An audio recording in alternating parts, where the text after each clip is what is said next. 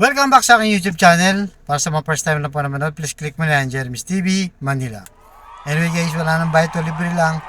Tulong mo na lang din sa kapwa mo. Alright? Thank you very much po. So topic natin po today's video, BBM at Sara Duterte bumagsak din sa approval rating at trust rating ng Okta Research. So alam naman natin guys, itong Okta Research, ito yung credible na survey, at nung panahon ng pandemic, sila yung sinusunod ng gobyerno kung ilan na ba yung bilang ng mga nagkaroon ng COVID, kung bumababa o tumataas. Ito yung sinusunod ng Malacanang.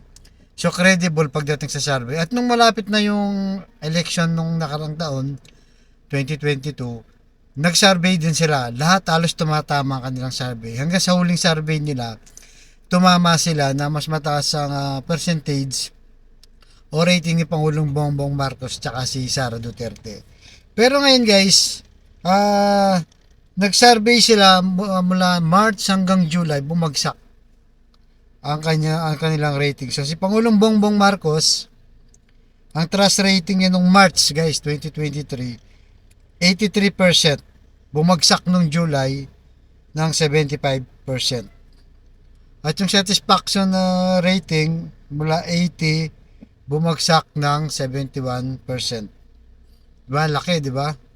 Tapos itong Vice President Sara Duterte, from 87 to 83%, bumagsak din siya, guys. At yung satisfaction rate niya, yung 84% at 82%. So, sa makatuwid guys, kagaya din siya ng Publicus Asia Inc., di ba? So, kaka-vlog lang natin nung nakaraang linggo na bumagsak. So, ibig sabihin talagang totoo.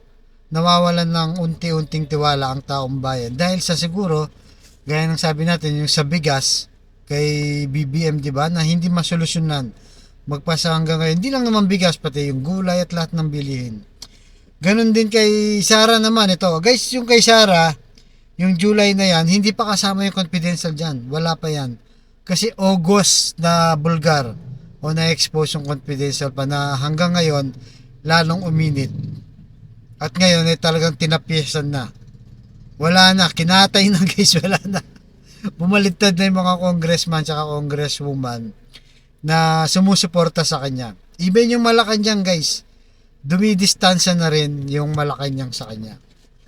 So kaya yan ang mainit na pinag-uusapan ngayon. So nawawalan ng suporta yung taong bayan unti-unti. At matagal pa yung election 2028. Usually kasi pagka mga nanalong presidente at saka vice president, almost 3 years yan guys. Maganda pa yung rating, mataas pa. So kaya ngayon yun na yung ang nagiging problema niya ngayon. Tumataas yung rating tapos ay bumababa yung rating tapos kaya nga si Pangulong Bongbong Marcos, 'di ba? Ikot ng ikot. Ngayon, umiikot siya, guys. Bigay ng bigas dito sa Zamboanga at kung saan-saan. Kumbaga hindi hilot niya, pero wala pa rin yung kahit mag-ayuda siya. Okay naman 'yun sa bibigyan niyang ayuda. Ang problema, hindi naman lahat maramdaman ng taong bayan yung ayuda na 'yon. 110 million tayo. Ilang libo lang ang pinamimigay na bigas at ang nagiging issue sa kanya, hindi pa rin masawata yung sinasabi niyang smuggler o hoarder ng bigas at ng mga ibang produkto natin.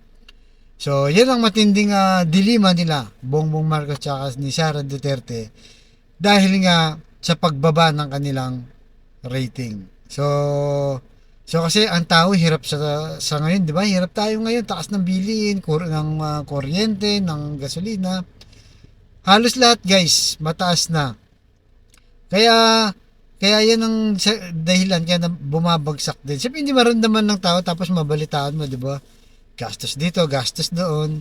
Lalo ng confidential fund, 125 million. Ilang araw lang nilang ginastos doon. 19 days, 7 million araw-araw. At hindi pa yan mapaliwanag na hanggang ngayon. Kaya nga, hirap sila guys kung paano nila ito hilutin. Kaya yung tao ngayon medyo nagigising na yung kanilang rating wala na pa, unti-unti nang bumabagsak. Wala pa silang 2 taon. Kakatapos lang nung June yung 1 taon nila, di ba? Kaya yun ang aabangan natin guys. Yung susunod naman yung SWS survey tsaka Pels Asia. Ito yung inaabangan ko na sa hanggang ngayon wala pa silang nilalabas. Actually yung Octa results delay na yun di ba? Bakit July pa yan? Yung June, July o yung August wala pa rin, di ba? Pero ito nga abangan natin dahil ito yung kasagsagan ng confidential fund na ngayon talagang kinatay na. At ang sabi 100% ilalaan na sa West Philippine Sea. Nakakarapat dapat naman doon dahil kailangan natin ng barko magpatrolya at mga tao sa West Philippine Sea, di ba? So, yan ang abangan natin guys. Ano na to, tuloy-tuloy na to guys. Talagang mahirapan na sila dito.